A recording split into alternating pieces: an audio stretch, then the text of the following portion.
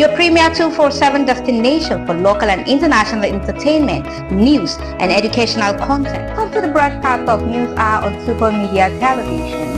Welcome to the broadcast of World News on Super Media Television. Welcome to the broadcast of news across Nigeria on Super Media Television. This is Sport Daily on Some TV. Commissioner, Ministry of Waste Management and Resource Innovations, Honorable Shonzin James Bernard, on behalf of the ministry, wish to inform the general public that from now onward and as part of our ongoing commitment to maintaining a clean and sustainable environment, the Ministry of Waste Management and Resource Innovations frowns at the way citizens of the state don't keep their immediate environment clean, dump waste indiscriminately across the state like in the gutters, thereby blocking drainages and waterways, causing flooding. It is on this regard that I wish to communicate some significant changes and regulations that will take effect immediately. 1. Keep your immediate surrounding clean. Take responsibility of waste generated by you. Package your waste properly to be taken to certified dump sites. Avoid dumping waste in gutters and waterways. Participate in community cleanup initiatives. 2. The ministry have reintroduced sanitary inspectors who, together with enforcement team, will be deployed to conduct regular inspections throughout the state. They will assess compliance levels and provide guidance to those who may need assistance with proper waste disposal practices. Please cooperate with them. 3. Activities of private waste managers in the state have been banned forthwith until an appropriate operational permit are obtained from the Ministry of Waste Management and Resource Innovations. 4. Illegal dumping of waste by any private waste managers shall henceforth attract a fine of 350,000 naira only and their utility truck confiscated. 5. Illegal dumping of waste by an individual shall henceforth attract a fine of 150,000 naira only. 6. Cleanliness starts from your home. Be a part of the solution and not part of the pollution. If you can't clean up your surroundings, then don't make it dirty. 1. Who maintains cleanliness keep away diseases. Follow cleanliness to kill tomorrow diseases. Together, we can create a cleaner, greener, and healthier Taraba. Announcer, Philibus Daniel Adamu, Permanent Secretary.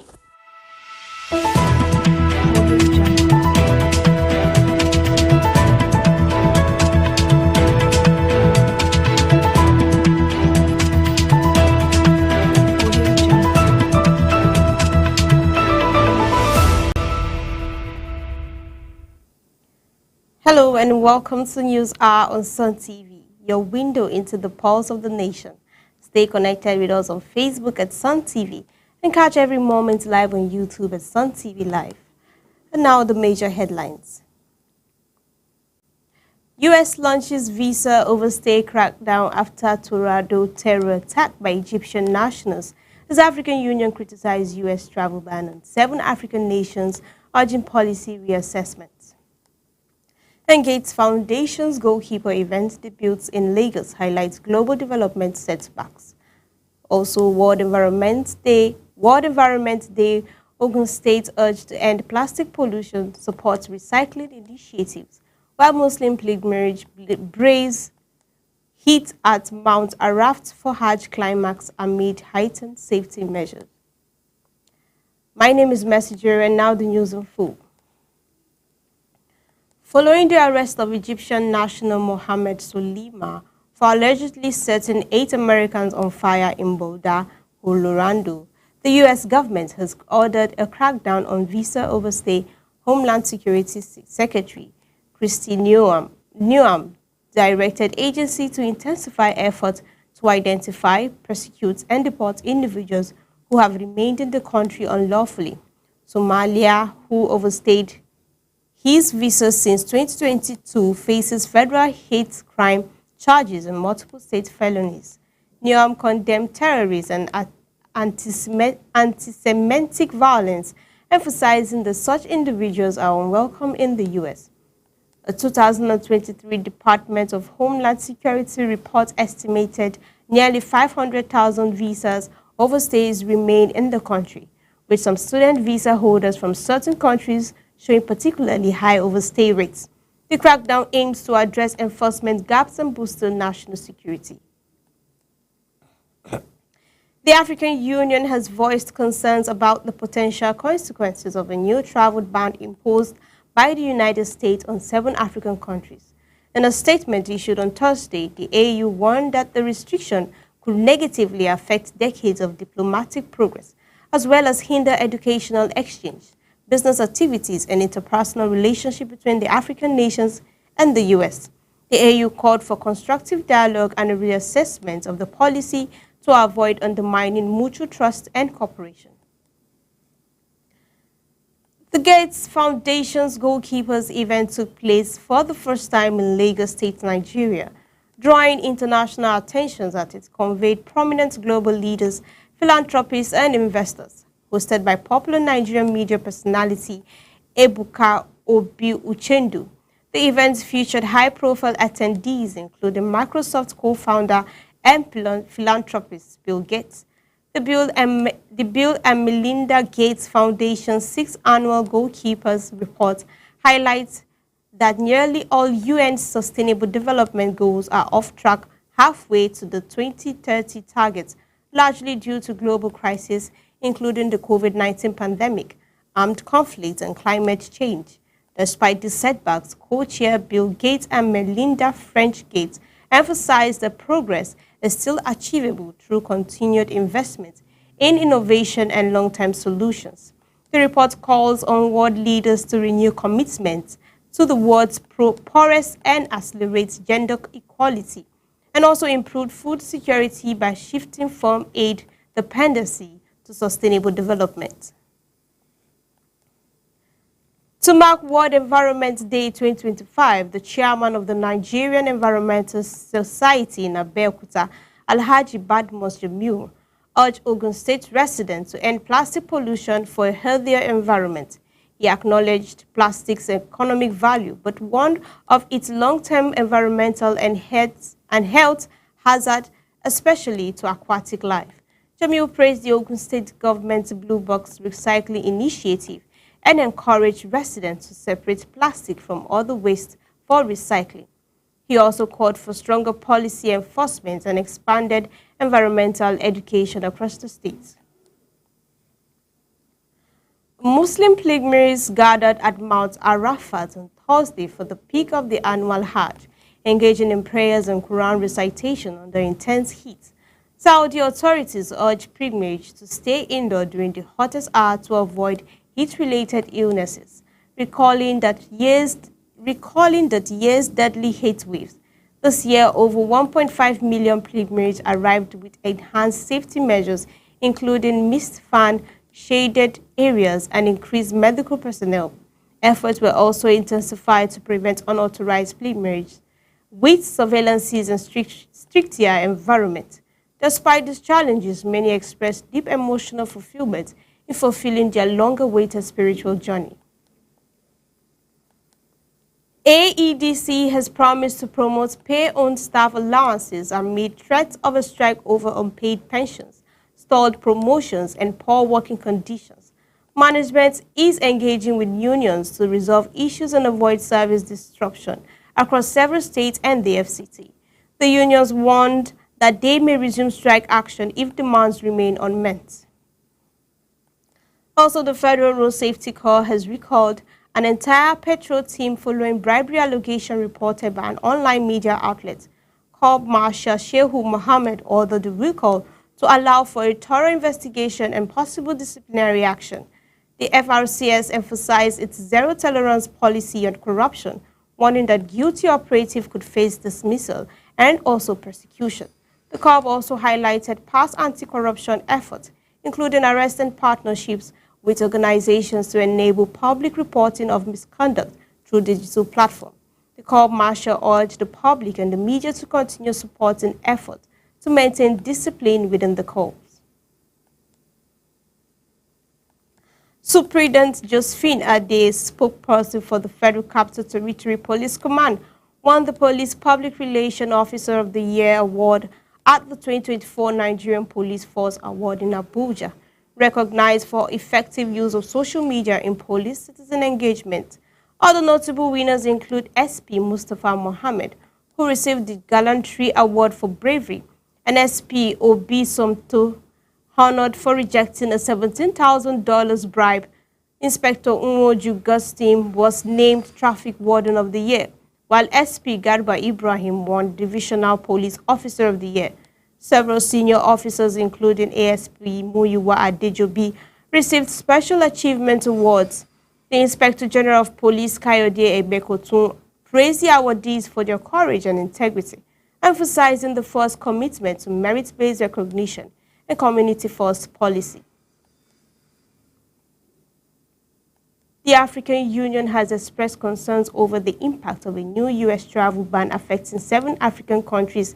In a statement, the AU warned that the restriction could harm people-to-people connections, education exchange, trade, and long-standing diplomatic relations.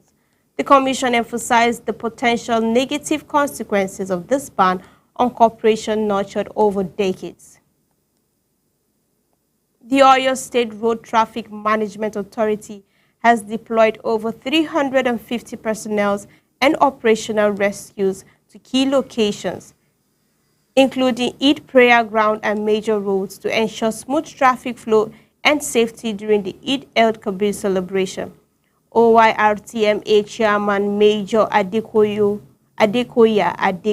Adesagba urged motorists to cooperate with traffic officers, follow rules, and exercise patience to prevent accidents and congestion. He also warned against common traffic violations such as reckless driving, overloading, and ignoring traffic signals. Adesagba praised Governor Seyi Makinde for supporting the agency with necessary logistics, emphasizing organizational commitment to maintaining safe roads during and beyond the festive period.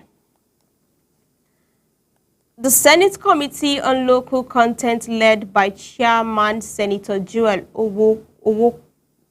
Onowakpo Thomas, began an oversight visit to Nigerian Content Development and Monitoring Board, the headquarters in Yanagwa, Benue, Bayelsa State. The visit, hosted by the NCBC Executive Secretary, Engineer Felix Omatoshola Ogbe, and senior management, aims to strengthen legislative oversight and ensure effective implementation of the Nigerian Oil and Gas Industry Content Development Act. The session included a presentation on the board's activities and discussions on deepening local content in Nigeria's oil and gas sector. The National Emergency Management Agency, NEMA, has launched an early warning and preparedness campaign to address flood risks in Kano State ahead of the 2025 rainy season. The initiative, carried out in partnership with the Kano State Emergency Management Agency, focuses on educating local communities, building the capacity of emergency responders, and also improving critical infrastructure to reduce the impact of reoccurring floods. During a stakeholders engagement event in Doka community, officials highlighted the importance of timely action to protect lives and livelihoods. The campaign includes measures such as vulnerability mapping, drainage clearing, rainwater harvesting, and community-based information sharing. State government representatives stressed the need to support local emergency management teams with adequate training, funding, and equipment, noting that local responders are often the first line of defense in disaster situations. The efforts align with the federal government's renewed hope agenda, aimed at fostering socio-economic growth and sustainable development. Aneti Ikot, an engineer and CEO of Anichiri Nigeria Limited in Akwa Ibom, has developed a new weather control technology, CLEB M543, aimed at combating climate change. Speaking in Uyo, Ikot described the device as capable of mitigating natural disasters such as hurricanes, earthquakes, and tornadoes by neutralizing harmful atmospheric elements and pressure imbalances. Currently undergoing a 21-day trial in the state, the technology is set to eliminate toxic atmospheric gases and prevent extreme weather events without emitting pollutants. Ikot warned that failure to adapt such innovations could threaten human survival within decades, ascertaining that the CLEB 543 is a sustainable and effective solution to climate-related challenges. The Danish Embassy in Nigeria, in collaboration with Academic Association Peacework, has initiated a 2-year project aimed at helping coastal communities in the Niger Delta adapt to climate change. The project would focus on promoting green and blue economic practices, enhancing environmental conservation, and improving livelihoods in 4 communities in Bayelsa and Delta states. Key aspects include training 240 local farmers and fish folks on climate-smart agriculture, renewable energy, biodiversity, and sustainable fisheries. 16 cooperatives have been formed to support economic and environmental goals, equipped with demonstration farms, mentorship, business development support, and initiative also emphasizes community-led solution, policy engagement, and ecosystem restoration to create a long-term resilience against the effects of climate change. 2 high courts in Abuja have summoned Senate President Godswill Akpabio and Deputy Chief Whip Senator Oyekachi Nwobi following lawsuit filed by suspended Senator Natasha Akpoti-Uduaghan. She accuses both lawmakers of defamation, sexual harassment, and violating her rights. In one suit, Justice Abubakar Kuti granted permission to serve Akpabio and his legislative aides, Mfong Patrick, while other courts presided by Justice A.O. Otaluka approved substituted service on Nwobi. Akpoti-Uduaghan seek 5 billion naira in damage from Nweboyi over derogated remarks made during a televised interview, and is also demanding 100 billion naira in damage and 300 million naira in litigation costs over alleged harassment and defamation by Akpabio and his aide. The senator claims the defamatory statements were intended to justify her suspension and damage her reputation. Court hearings are scheduled for June 9 and 25. Time for a quick commercial break. Stay tuned. You won't want to miss what's coming up next on Sun TV.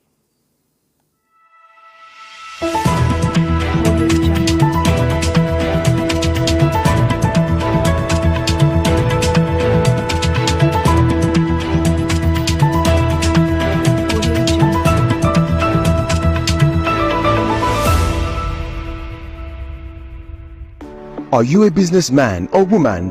Do you need loan to grow your business? At Taraba Business Development Center, we offer both business and personal loan with flexible repayment plan. We are located in different parts of Taraba State. Jalingo branch, opposite Civil Service Commission, 183 Amarua Way, 090-3134-4333. Zing branch, Zenith Bank agent beside College of Education, Zing, 070-3125-2559. Are you a businessman or woman? Do you need loan to grow your business? At Taraba Business Development Center, we offer both business and personal loan with flexible repayment plan. We are located in different parts of Taraba State. Jalingo branch, opposite Civil Service Commission, 183 Amarua Way, 090-3134-4333. Zing branch, Zenith Bank agent beside College of Education, Zing, 070-3125-2559.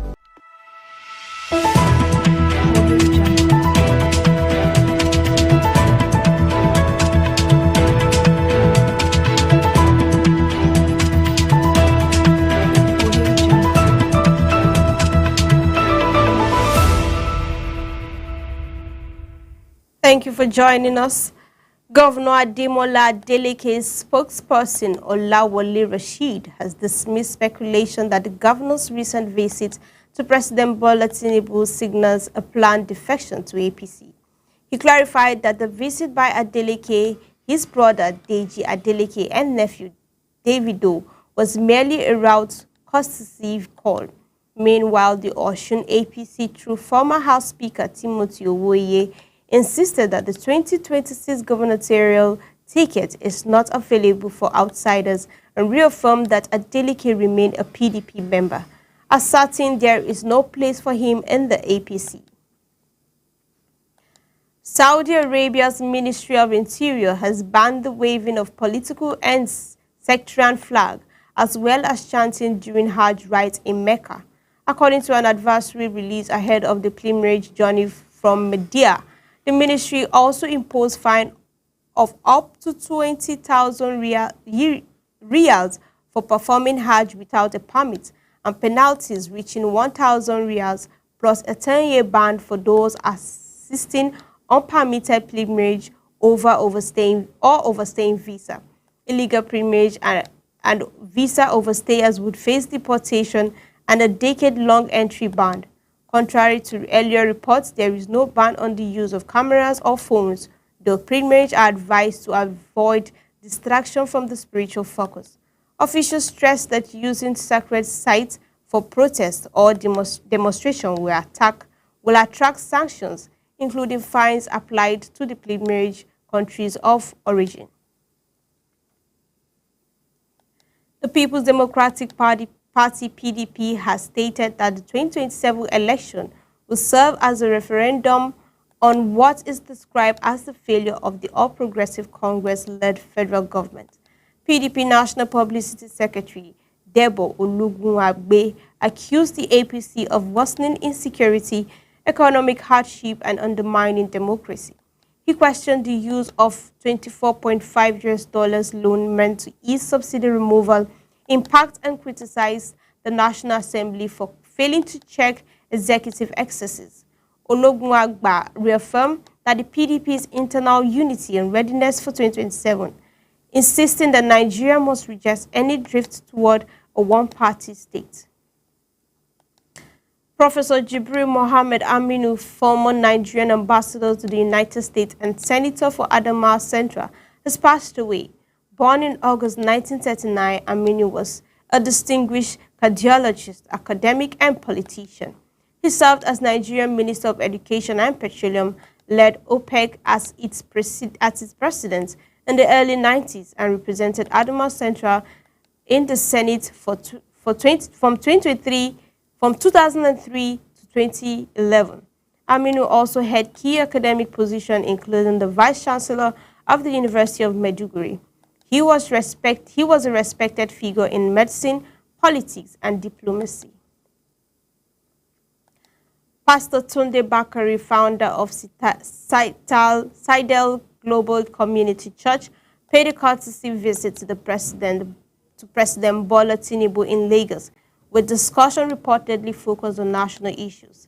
The visit follows Bakari's recent public criticism of the administration, urging Tinubu to adopt a more humble and strategic approach to governance. In an April address, Bakari warned against authoritarian tendencies and emphasized the need for leadership reform, stating his remarks were intended to guide rather than condemnation.